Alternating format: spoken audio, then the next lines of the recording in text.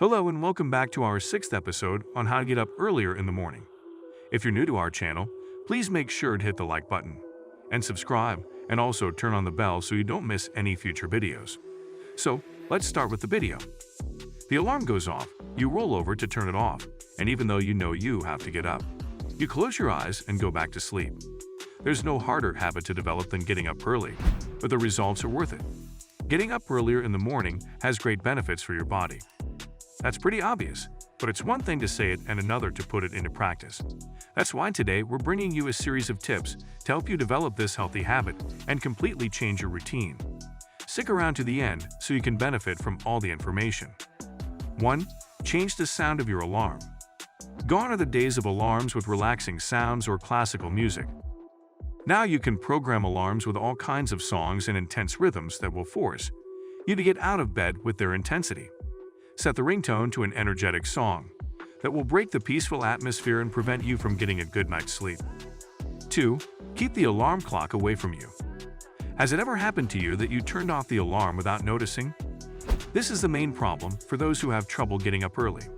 The solution is simple. Put the alarm clock in a place you can't reach when you're lying down.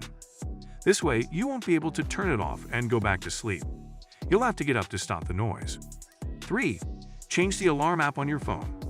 Another option to prevent you from turning off the alarm when you are drowsy is to download a new alarm app.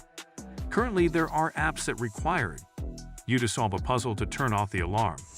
The options are quite varied, and all include some kind of complex task that you can't do while half asleep. You have to wake up to turn off the alarm. 4. Go to bed early. This seems like obvious advice, but it is also the most effective. The body and mind need a certain amount of rest. If they don't get enough sleep, they have a harder time waking up. That's why it's harder to get up early if you've gone to bed late.